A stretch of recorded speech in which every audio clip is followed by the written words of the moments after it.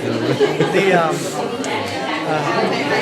so we for this Christmas break, we went to Costa Rica, and I've never been to Texas before, but we flew through Houston, and I had to stop overnight, just the way the flights worked out, so we stayed here in Houston. But I didn't actually go out and look at it. And it's a huge city. So much to do there. It's it's a lot different from this area. Just in terms of the atmosphere. Yeah. And how it's going. There's probably something going on. You like Texas? I hear good things about Austin. That's a place I'd like to go. Austin, Dallas, that's a really good city to go to in Texas. But it was, like I said, it's a lot different from here. So first came to Durham, it was like a huge culture shock to me. But like in what way? Like what? So for Durham, especially, Hey everybody, we're going to get started in just a sec. You may have noticed these beautiful birthday hats since it is our birthday. Our friends at Sunday Assembly San Diego gracefully gave them to us. You're under no obligation to wear them the whole time, but we might try to get a picture with you, with everyone in them afterwards. So just keep an eye on them, I guess.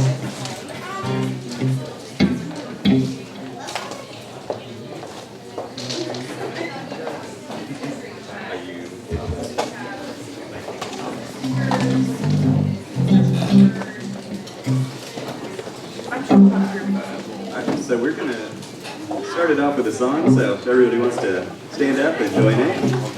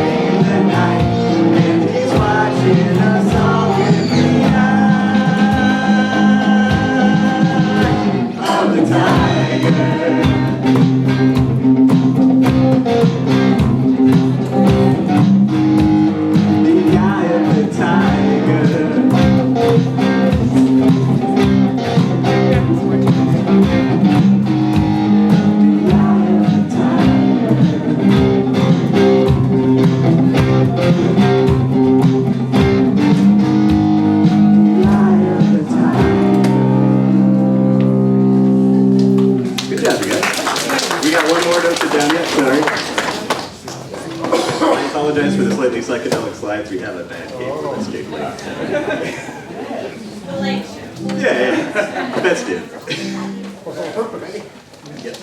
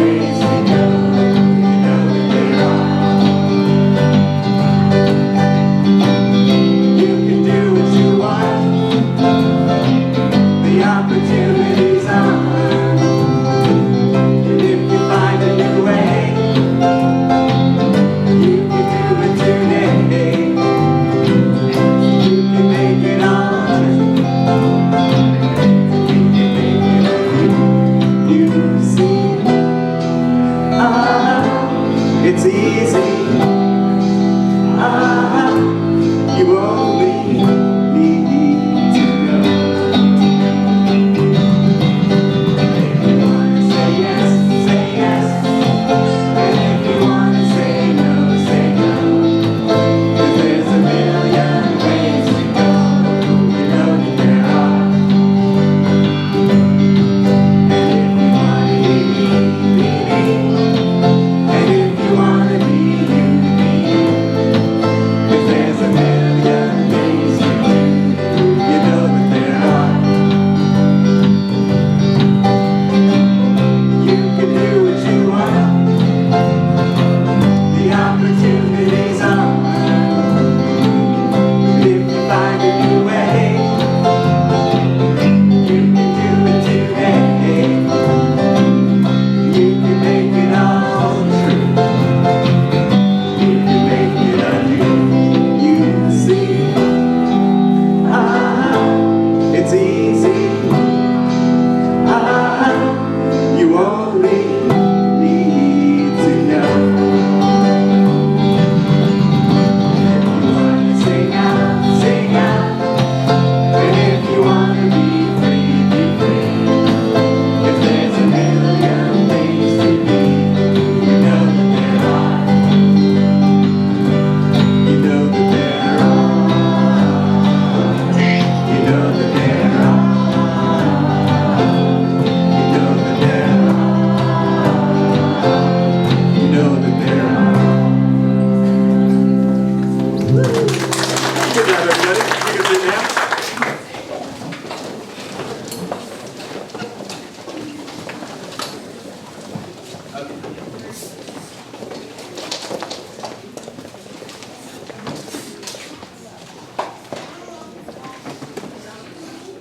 All right, we're going to try to do some mild chord surgery here.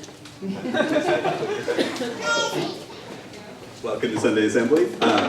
Anybody who doesn't know, there's kid stuff in the back too, if any kids get bored while I'm talking. So, apologies in advance. So, Sunday Assembly is a secular congregation that celebrates life. We're born from nothing and we go to nothing, so let's celebrate the time in between together. Okay, that's noticeably less purple. Sunday Assembly has no doctrine. We have no set text, so we can make use of wisdom from all sources. We have no deity. We don't do supernatural, but we won't tell you you're wrong if you do. Sunday Assembly is radically inclusive. Everyone is welcome regardless of belief. This is a place of love that's open and accepting. We won't tell you how to live, but we will try to help you live as best as you can. Our motto is very simple: live better, help often, and wonder more. Our vision is to help everyone live their lives as fully as possible. We're building a community of people in the Triangle who are interested in celebrating the wonder of life and making the most of the one life we know we have. Microphones are hard, thanks. We have a big assembly like this one, the second Sunday of every month, and then we have smaller activities in between to keep building community between assemblies.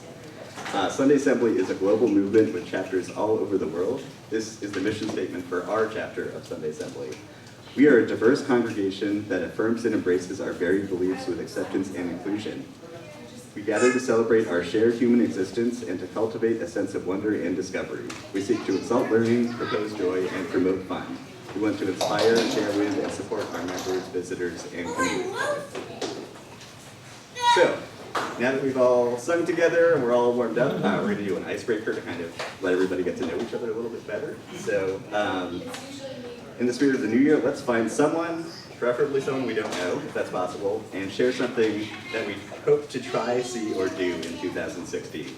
And while we're doing this, if anyone didn't see the Life Happens bucket over there, if you have something you'd like to share with the community during the Life Happens segment, something exciting we can celebrate with you, or something difficult we can offer support for, this is a good time to see Heather over there. She'll be throwing around her back there, to get an index card that you can put something on.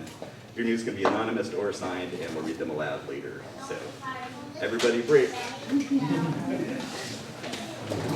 Obviously, you're trying some. There's some more water. Anything else?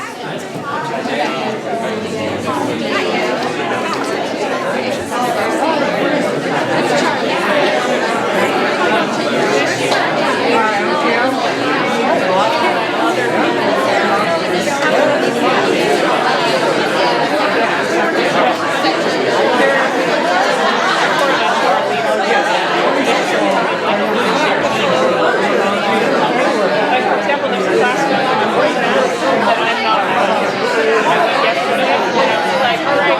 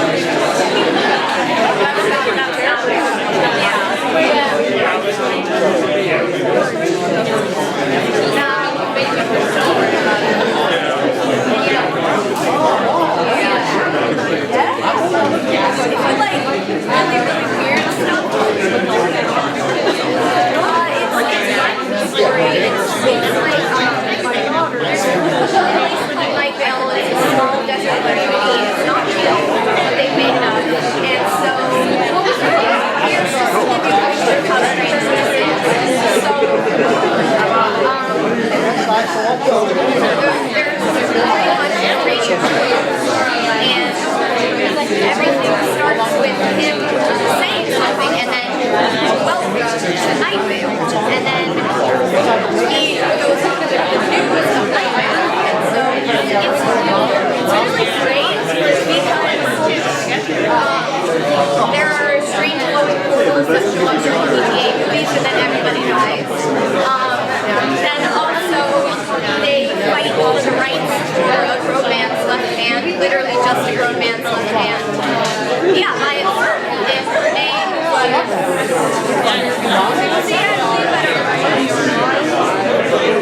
it's not so attached, it's literally just yeah.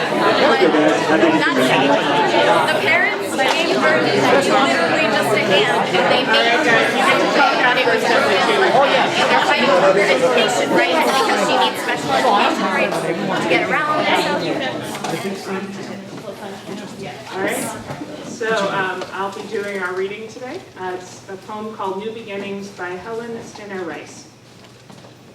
How often we wish for another chance to have a fresh beginning, a chance to blot out our mistakes and change failure into winning. It does not take a new year to make a brand new start. It only takes the deep desire to try with all your heart, to live a little better and always be forgiving, to add a little sunshine to the world in which we are living. So never give up in despair and think that you are through, for there's always a tomorrow and a chance to start anew.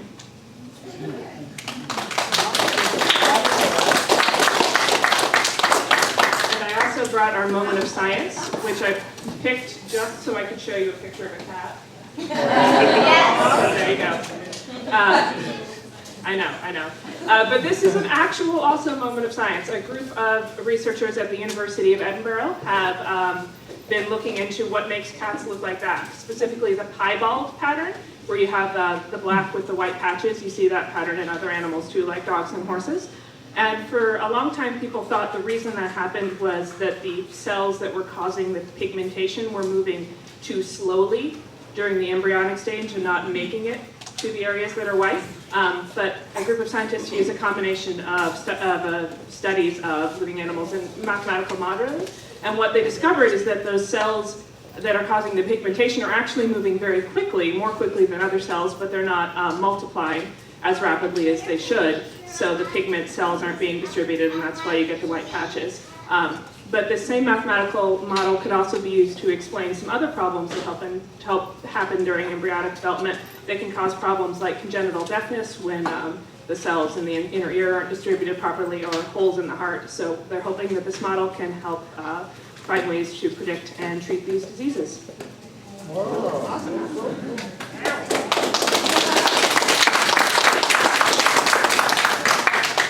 Always comes back to cat pictures. Okay, so next up, I'd like to introduce our speaker for today, Tyler Allen. He is a PhD student in comparative biomedical science at NC State. He's currently studying stem cells and the mechanisms they use to regenerate damaged tissues in the body. Today, he's here to talk to us about the biology of new beginnings, so please welcome Tyler Allen.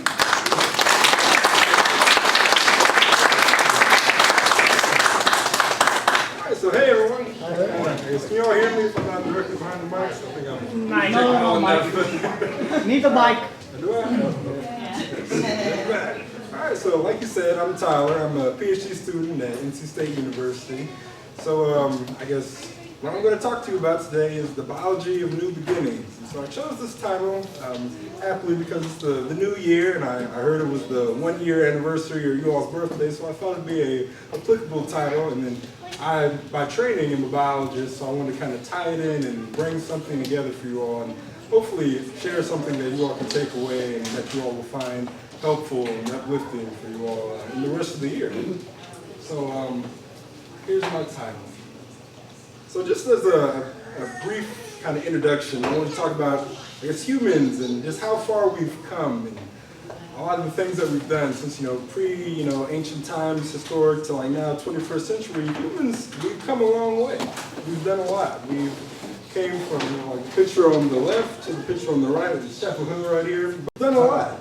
And I think that it kind of speaks to a testament of us as humans, as civilizations, the fact that we're able to advance so much and with a relatively short amount of time in the, I guess, grand scheme of things. We've come a lot and we've advanced incredible amount in the past few or just a couple of millennia. So it's very, very interesting. That's one thing that really astonishes me when I think of it. It's how far we've come. And so I kind of attribute how far we've come sometimes to our innate curiosity.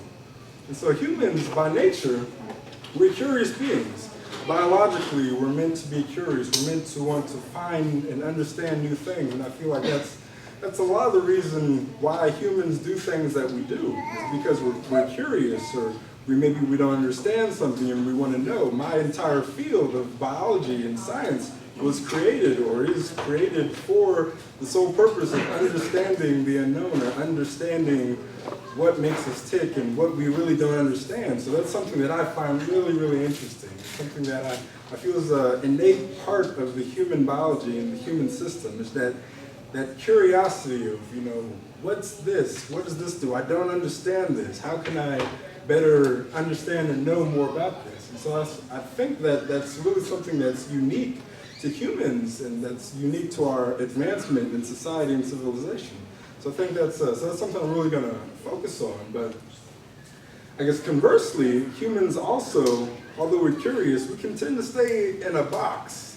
And what I mean by this, of course, figuratively, I guess staying within your comfort zone, or what's known to you, or what's familiar, and not really wanting to branch out, because the unknown is like, it's unknown. It can be scary. So staying in your box, a lot of times, it can be advantageous for humans, but a lot of times we can kind of hinder our growth and hinder what we're able to do in our potential by staying in this box and kind of being there and not branching out and learning. And it can be difficult and frightening at times. So I feel like as humans, in order for us to come as far as we have come, and to do the things that we still need or want to do, to go from that one picture in the front to the picture on the right in the previous slide, we have to be curious. And that involves us stepping outside of our box, which is a really important point. Like I said before, the unknown, it can be frightening. You might not know what's going on. The human body, it's meant to have fear as a response mechanism. It's been evolutionarily conserved by all mammals and humans and other animals because it's needed for our survival.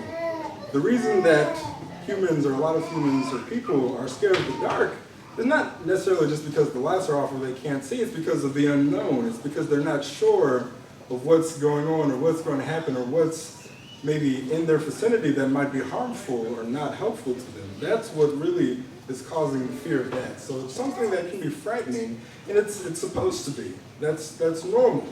And so fear, there are two general types of fear when we talk about humans. There's the rational fear, and those are things like being scared for your life or being scared of danger, and that's what I guess elicits the flight or fight response. And then there are other types of fear that are more irrational. When you have an irrational fear, that's known as a phobia. And so we all know phobia, there are lots of arachnophobia and just, tons of different phobias. I feel like there's a phobia for everything now. There are tons of different phobias. And so if you're scared of new things, there's actually a phobia for that, and it's called neophobia. And so if you're really scared of just, everything, then you're a neophobe. And so a lot of times this term is used for children, and it's called a food neophobic or food neophobia, where if any of you all have food or children, you know that sometimes they don't like eating, new foods or different foods. They like their food, their one thing that they like, and they can, I guess, be afraid to try new things. And as parents, if you all know, that can be detrimental to a child's growth because they need to try and they need to expand their food base to get the nutrients and the things that they need. So that's one, I guess, kind of example, or one real-world example of why we need to branch out and do new things and kind of expand and get out of our box, because it can be detrimental and dangerous at times if we stay within there. But fear, it's responsible for keeping us alive. So the reason that I guess each one of us are here today is that sometime one of our ancestors, thousands, years ago, was in a situation where they were most likely afraid of something, and they used that flight or fight mechanism to survive. And it's essential for our survival, and even today, maybe not in such a primal or instinctual setting, but fear does keep us alive.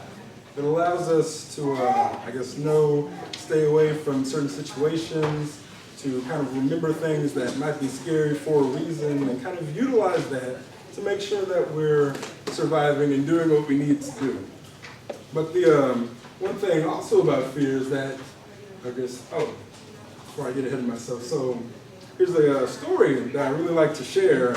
It's about, it incorporates fear in me as a child. So when I was younger, I was like a little child, little kid. I tell the story all the time, but I was at it was a grill or a cookout with some of my family and friends, and we had gone, and there was this grill. This was a time I was so young, I didn't really understand the concept of fire and burning and kind of how dangerous that was. I was just a naive kid. I just wanted to go play and have fun, and I was curious about new things. So there was a grill going. It was about this high, close enough for me to get to, or closer than I should have. And so I go up to the grill. I was told to stay away from it, but I didn't listen as a child. And one way or another, I ended up getting burned by this grill. That was a pretty traumatic experience for me because I still actually have the scar on it to this day. So it's kind of, I'm okay, and it wasn't like anything, I had to go to the hospital or anything, but it was a traumatic or it was a scary experience. So to this day, whenever I'm at events or I see grills or fires, I still kind of, I'm of course kind of not phobic, but it's not a rational fear. But I still kind of have that in the back of the head, like that time I got burned, and I don't want that to happen again because that was painful, and that was kind of scary, and that was not something I want to go through again. So it's just, I just want to share that story to kind of be an example of ways, or kind of a silly example of ways that fear can keep us safe, or it can keep us alive and help us to survive, and that sort of thing. But if left unchecked, fear can also be a barrier. It can be a brick wall, per se. And I mean that in not just the literal sense, but figuratively. It can keep us from, connecting or interacting with other people, other cultures, other countries, people who might be different than us, people who might be so different that we just don't know, that they're the unknown. And that can be scary to us. That can be kind of, I don't know how that's going to be perceived or what's going on. They're unknown to me. So I can, make a barrier so I won't have to deal with that, or I can stay inside my box and not have to deal with that at all. And so that can be frightening. And for me, as a biologist, it's all about collaboration and interactions with other scientists, other people, just around the country and the nation. So that fear and that barrier is something that it really scares me sometimes, that it can do that and it can have that effect, because I feel like it's so essential and it's so key for humans in general, and for our progression and for our advancement in society, to not be afraid of the unknown, or at least to accept that there is an unknown, but not let it be debilitating in our actions or the way that we move forward and progress in our life. So that's one thing that I really am, a strong proponent of, is embracing the unknown sometimes and using it to move forward and connect, and not letting it be a barrier for anything in life, whether it be, like we just did the activity, something new you want to do in 2016, or a new, group or interaction that you want to have. So I feel like that's really, really important. It's really, really important.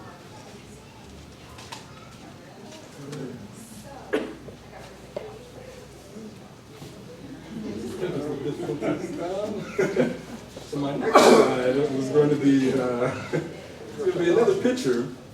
There we go. All right, thank you very much. Breaking past that barrier, and like I said before, it's essential to not let fear always be a barrier, or to at least acknowledge that barrier so that you can find different ways to maybe go around it or break through it. Because like I said, some of my my talk is the biology of new beginnings. So I guess starting anew and finding those new interactions and new pathways is really essential for human survival. And it's really essential that we as humans, I guess, utilize our capability and our interaction and our, I guess, want to be curious and find out new things and use that as a catalyst for interaction and a catalyst to advance ourselves into, I guess, just become better people and better humans and better, I guess, fathers and sons, daughters, mothers, brothers, and all of the in-between. So it's something that I feel is very, very important.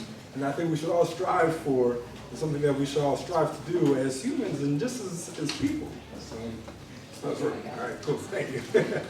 And so, as a biologist, I study stem cells in regenerative medicine. So, I guess my background is a biological one. So, I know that from a biology standpoint, humans, we depend on exploring new things and new discoveries for our survival. A lot of times more in the, I guess, prehistoric and, I guess, pre-anthropomorphic times than it is currently. But if we were not as curious or not as, I guess, adept to find out new things, then we wouldn't be where we are today. We wouldn't have come as far. We wouldn't be able to. But that's one thing that I really enjoy about humans is that biologically we're meant to seek out new things. We're meant to be curious. We're meant to explore and find out new topics. And that's something that drives human as a population. A lot of the things that we do, like I said before, is driven by that innate just need to understand or want to know certain things and help I guess, the greater community better understand things. And so, although it can cause some problems every now and then, I think for the most part, our curiosity and our want to know things is a huge, huge component of us as humans. It's one thing that sets us apart from many other animals on this earth, is our ability to, I guess, explore and utilize what we know and what we've learned from our new experiences to, I guess, focus on the greater good and the advancement of our population and our community, which is something that I really, really, really find astonishing about humans and people in general. So just a quick background about what I do. So I do stem cell research in regenerative medicine. So stem cell research, that's just kind of a fancy term for using cells in the body or cells from a source to treat wounds, cardiac disease, just a plethora of different type of diseases out there. You can use it, or it has a lot of implication, basically tissue regeneration and wound healing and that sort of thing. There are a lot of, I guess, connotations around stem cells and that sort of thing, but as the stem cells that I use, they're not embryonic stem cells, they're adult stem cells. So in our body right now, all of us have what's known as stem cells growing, or I guess proliferating or growing in our body. And so we use, in our lab, we use those adult stem cells from patients who might have, let's say, pulmonary fibrosis, which is a lung disease, or have had a heart attack. And we use your own stem cells. We get those, or we extract those from your own body. We grow them in a culture, or we grow them to a significant amount, and then we actually put those stem cells back into your own body, or back into the patient's body, and then it's been shown that these stem cells can actually regenerate or help to stop the progression of whatever disease or disorder you're going through. So that's one thing that my lab in general looks at. So my project specifically, I look at how exactly these stem cells, they migrate through the body once they're injected into your into the body. So usually it's done through my study looks at intravenous, or when stem cells are directly injected into the blood system or the bloodstream. And so I'm looking at finding out the mechanism of how these stem cells leave the bloodstream and go to the damaged tissue once they're injected, because it's not known how this is done. There's some speculation and some, I guess, theories, but it's not really precisely known. So that's really what I do. So so the whole field of biology and what I do, it's all about being curious, and it's all about finding new things and finding, I guess, things that really aren't expressed or aren't known. And that's one thing that really drew me to biology and drew me to the research that I do now, is that unknown. And so I feel like my research and just research in general, biology and science and just the world, is a great place to, I guess, utilize our innate curiosity and our innate want to know new things, and utilize it in a means that can be beneficial for everyone. So if this, I guess, my research is successful, it can potentially have implications for a wide variety of treatments to treat all sorts of different diseases. And so that's one thing that I really, I guess, find helpful about the human nature, is that we want to know new things, and we can use it to, I guess, our advantage for not just, and so this slide is just a slide that's showing the process of how I think the stem cells are actually leaving the blood vessel once injected. So the green are the blood vessels, and then the red dot, that's the stem cell inside of the blood vessel. So this is kind of a schematic of how I think they're leaving, but it's not too important.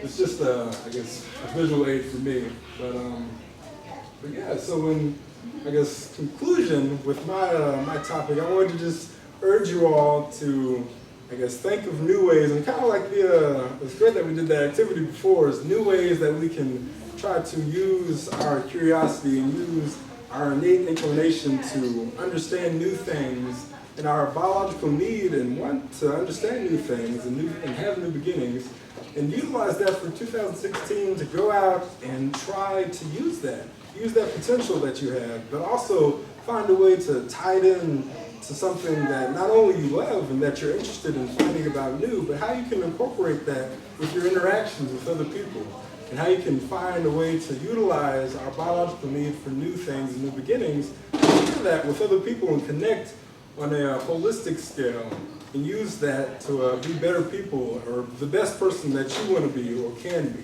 And so I thank you so much for listening to my talk, and if you have any questions about anything, I'll be around afterwards, and I'd love to talk to any of you all. And so thank you so much for having me. It's an honor to be here on your anniversary, or the 1-year birthday, so I do thank you so much. That's an honor, and again, my name is Tyler, and thank you so much for having me.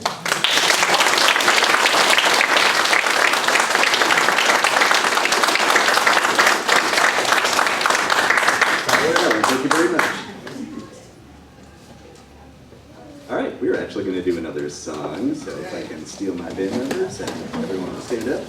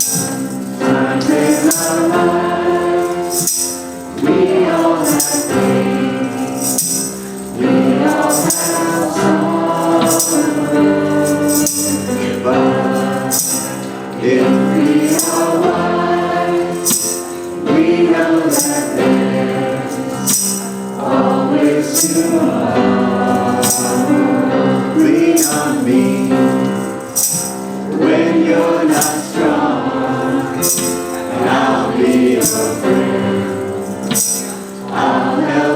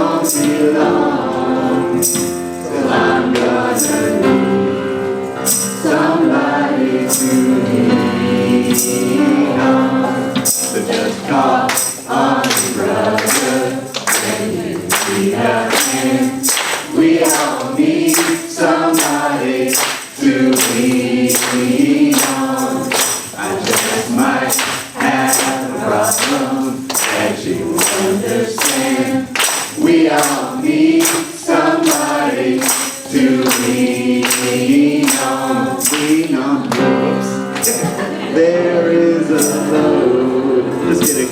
You have to bear that you can carry.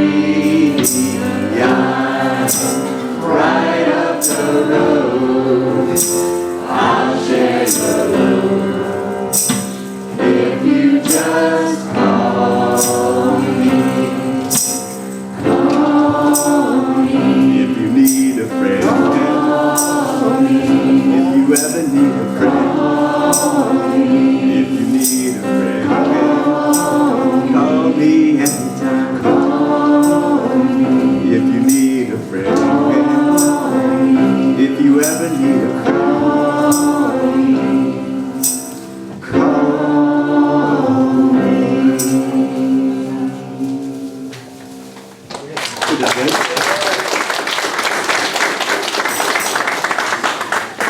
So excited, I wanted the song to go on forever. Okay, so this is actually a new segment for us that we tried out last month at the solstice, so I'd like to give it another shot. So let's take in the feeling of community inspired by that last song and just take a moment to be silently present with each other. You can close your eyes if you want to, and let's just breathe together for a minute.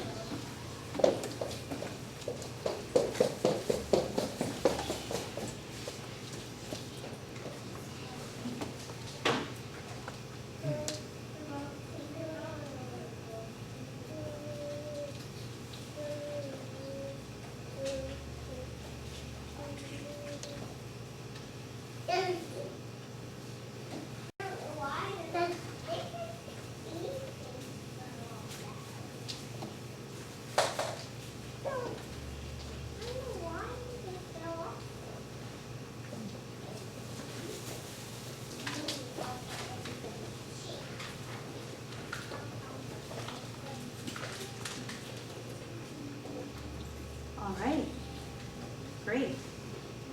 That's a good little transition into Life Happens. We do this segment every time, and it's my favorite part of what we do here at Sunday Assembly. There's always note cards at the front table when you come in, and we invite you to share anything you'd like with us. It can be anonymous or not. It can be good news, it can be bad news, it can be anything in between.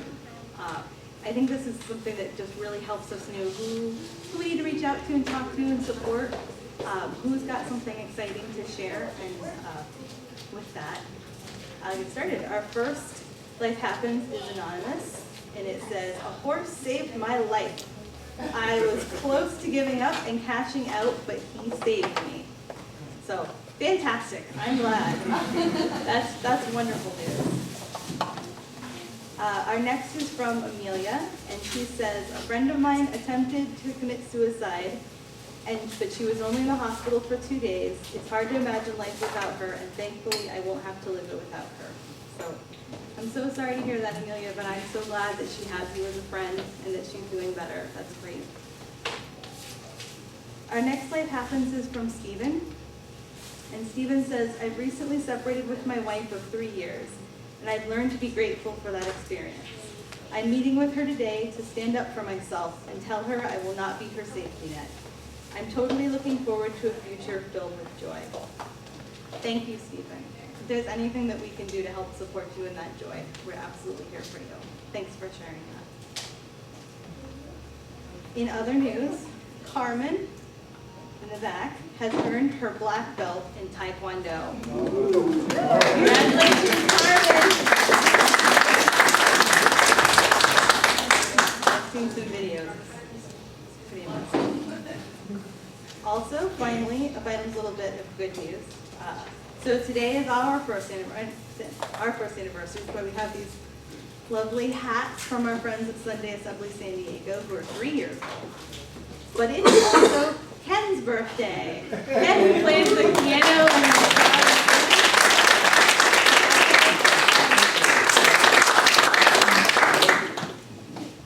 All right, thanks everybody. Let's sing happy birthday. Yes. Okay. We have to. Good. Amelia insists we sing happy birthday. Amelia, you want to come up to the mic? Amelia will lead us. It's a necessity. Yes. Everybody join in, by the way. Yes. All right. Happy birthday to you. Happy birthday to you. Happy birthday, dear Ken's Assembly. Happy birthday to you.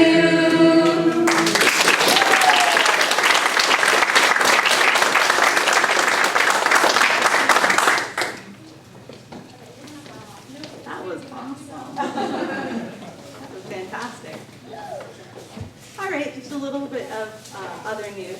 We have a lot of fantastic bags in the back I see for our birthday bag collection for the food pantry, the Interfaith Council Food Pantry. So thank you everyone, and I know that the kids have been making birthday bags as well, which we're going to fill up with donations to take over. So thanks guys.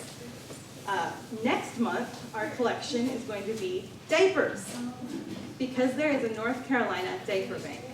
And many families in North Carolina have to choose between buying food and buying diapers. There's no, you can't get diapers with WIC or food stamps or with other assistance. So the diaper bank is extremely important. So we're going to be collecting diapers for the diaper bank. Any kind of diapers that can be opened or not, and I will take them over to the diaper bank.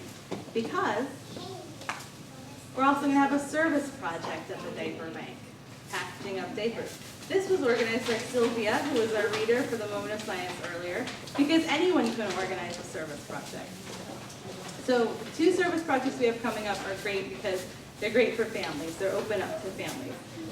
So January 23rd, ages 5 and up, we're going back to the food bank in Durham. Last time we were at the food bank, we sorted potatoes, and it was a lot of fun. The family day at the food bank, so you have a lot of, sometimes we think they package rice, they do a lot of things the younger kids can get involved in. It's a little shorter, it's only 2 hours, but everyone is welcome. You don't have to have little kids to come. So please sign up on Meetup if you're interested in that. And that's next Saturday. And then at the end of February, we'll be going to the diaper bank. They'd really like us to have a minimum of 10 volunteers for that, and we're at 5 right now. So if you will be around on the 27th of February, I think it'll be a really good time. And kids of all ages are welcome for that. They have a play area for smaller kids, and they have things that even 5 and up can do. So definitely check it out. What's that? Where is it? They're in downtown Durham. They have a warehouse there. Okay, great. Yes, so in both cases, they're both in Durham. So yes, all that information is on Meetup if you'd like to RSVP or come talk to me after if you've got any questions. And I'll hand things back to Kevin.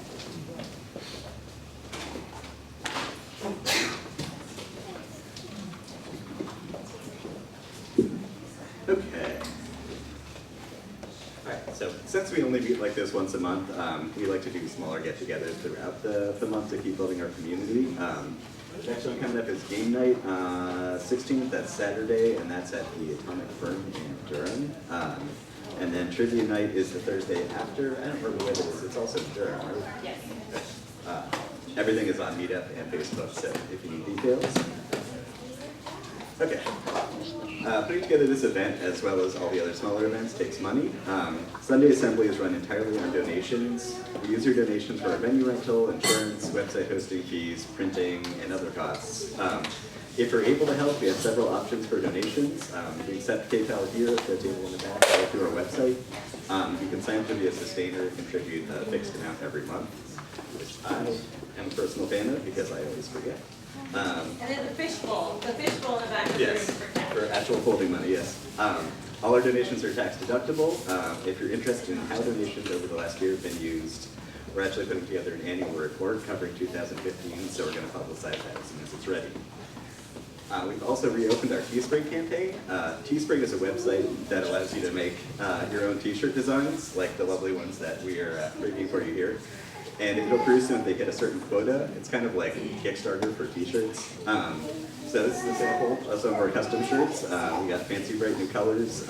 We have adult and children's sizes available. So we link to the site on our website and on Facebook. So take a look or ask us if you have questions. If you can't contribute financially, but you can give time, we can always use your help hanging flyers, getting our voices up here on stage, doing readings or moments of science, or hosting even.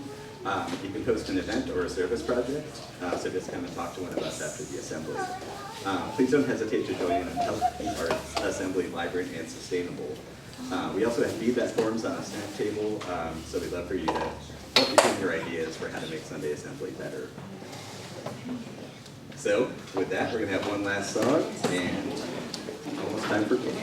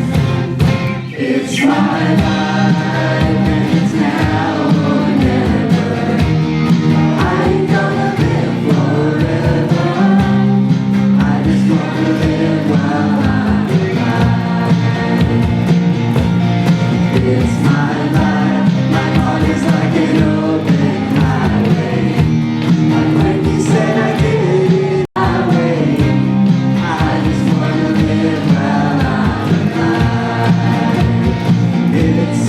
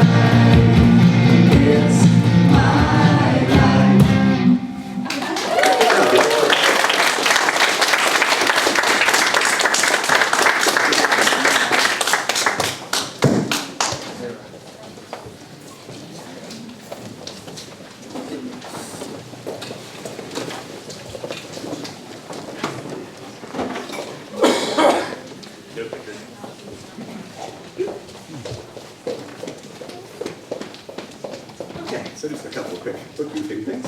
So our next assembly is on Valentine's Day. So our assembly is all about love. Not just romantic love, but all kinds of love that we give and receive in the world. Our own Rebecca Atkins will be our speaker, and her topic will be love languages, strategies for communicating better with the people you love. As a guidance counselor, she's used these techniques to help many families, so we're really excited for her to share them with us. Please join us. So, final words, Kate comes next. I realized if I wait until I'm not scared to try new things, then I'll never get to try them at all. So, that's it, you guys. Thank you so much. Thanks for being here. We're trying to get people to your house later, but for now, it's cake time.